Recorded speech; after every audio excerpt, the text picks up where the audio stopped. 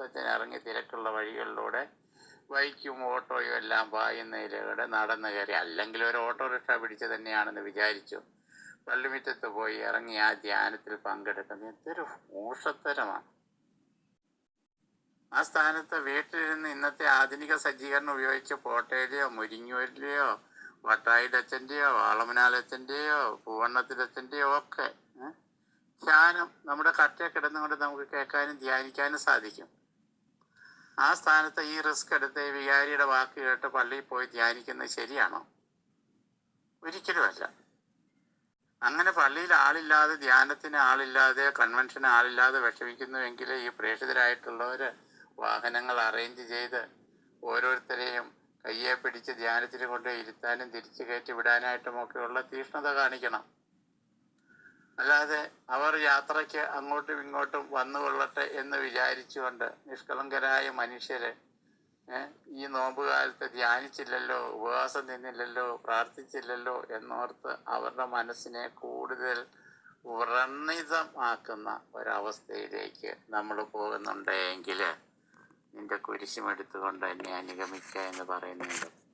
ഒരു കരണത്ത് അടിക്കുന്നവന് മറുകരണം കാണിച്ചു കൊടുക്കുക എന്ന് പറയുന്നതിലും, അതുപോലെ തന്നെ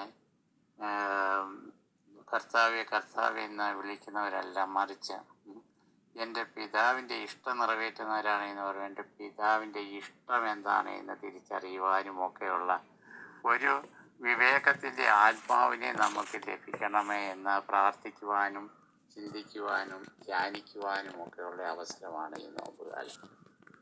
കാലഘട്ടം വളരെയേറെ മാറിപ്പോയി. 6, 7, 8, 10 അംഗങ്ങളുള്ള കുടുംബങ്ങളിൽ നിന്ന് ധ്യാനമന്ദിരത്തിലേക്ക് 1, 2 പേര് പോകേണ്ടത് പണ്ടൊക്കെ ആവശ്യമായി. ഇന്ന് വീട്ടിൽ ആരുമില്ലാതെ, പരസഹായമില്ലാതെ കഴിയുന്ന വൃദ്ധരെയോ വൃദ്ധയെയോ ഇട്ടിട്ട് കുടുംബാംഗങ്ങൾ ധ്യാനത്തിന് പള്ളിയിൽ പോയിരുന്നാൽ എന്ത് ധ്യാനമാണ് അവിടെ നടക്കുന്നത്? എന്തിനാണ് ഇത്തരം ധ്യാനങ്ങൾ ഓർഗനൈസ് ചെയ്യുന്നത്, ക്രമീകരിക്കുന്നത്? ധ്യാനമല്ലല്ലോ പ്രശ്നം, ജീവിതമല്ലേ പ്രധാനപ്പെട്ട പ്രശ്നം.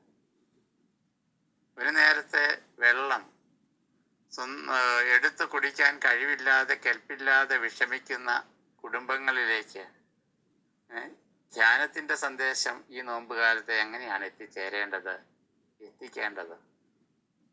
എനിക്ക് തോന്നുന്നു ഇതിനൊന്നും ഒത്തിരി ആലോചിച്ചും ഒത്തിരി ചിന്തിച്ചും ഒന്നും ഇരിക്കുന്നു. വ്യക്തമായ ഉത്തരം കർത്താവ് പറയുന്നുണ്ട്. നിങ്ങൾ ന്യായാധിപ സംഘത്തിൽ അവിടെ എവിടെയൊക്കെ കൊണ്ടുപോയി നിർത്തപ്പെടുമ്പോൾ എന്ത് പറയണം, എന്ത് ചെയ്യണമെന്നോർത്ത് വ്യാകുലപ്പെടേണ്ട. അവിടെ വെച്ച് നിങ്ങൾ എന്ത് പറയണമെന്ന് ആത്മാവ് നിങ്ങൾക്ക് വെളിപ്പെടുത്തി തരും. ഇതുപോലെ തന്നെ ഓരോ നിമിഷവും നമുക്ക് ലഭിക്കുന്ന ദൈവവചന ഭാഗങ്ങളെ അതേപടി വിഴുങ്ങാതെ പരിശുദ്ധാത്മാവിൻ്റെ നിറവിൽ ചിന്തിച്ച് സ്വന്തം കുടുംബത്തിലെ തൻ്റെ സാഹചര്യത്തെ മനസ്സിലാക്കി, തൻ്റെ ആരോഗ്യത്തിൻ്റെ അവസ്ഥകളെ മനസ്സിലാക്കി, തൻ്റെ സാമ്പത്തിക സ്ഥിതികളെ മനസ്സിലാക്കി തനിക്ക് പറ്റുന്നത് മാത്രം ചെയ്യുക എന്നൊരു ചിന്തയിലേക്ക് ഈ നോമ്പുകാലത്ത് പോകണം എന്നാണ് എനിക്ക് തോന്നുന്നത്.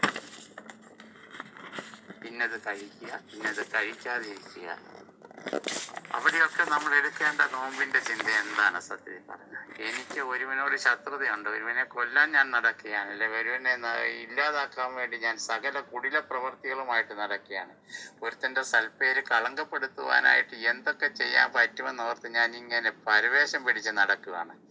അത് സാധിക്കുമ്പോഴുള്ള ഒരു വലിയ സുഖമുണ്ടല്ലോ, ഒരു സന്തോഷമുണ്ടല്ലോ. ഇത് തന്നെയാണ് നല്ല ഒരു ചിക്കൻ ബിരിയാണി കഴിച്ചു കഴിയുമ്പോൾ കിട്ടുന്ന സംതൃപ്തി. അത്തരം കുൽസിത പ്രവർത്തനങ്ങളിലൂടെ ലഭിക്കുന്ന സന്തോഷത്തിൽ നിന്ന് ഈ നോമ്പുകാലത്ത് മാറി നിൽക്കാനായിട്ട് നമുക്ക് പറ്റിയാൽ അതായിരിക്കും ഏറ്റവും വലിയ ഉപവാസവും പ്രായശ്ചിത്തവും ഒക്കെ. എന്തെല്ലാം പ്രശ്നങ്ങൾ എവിടെയെല്ലാം നമ്മൾ ഉണ്ടാക്കുന്നു, അതിൻ്റെയൊക്കെ മുന്നണിയിൽ നിന്നുകൊണ്ട് നമ്മൾ എന്തൊക്കെയോ ആണ് എന്ന് വിചാരിച്ചുകൊണ്ട് കാട്ടിക്കൂട്ടുന്ന പ്രവണതകൾ, പ്രയത്നങ്ങൾ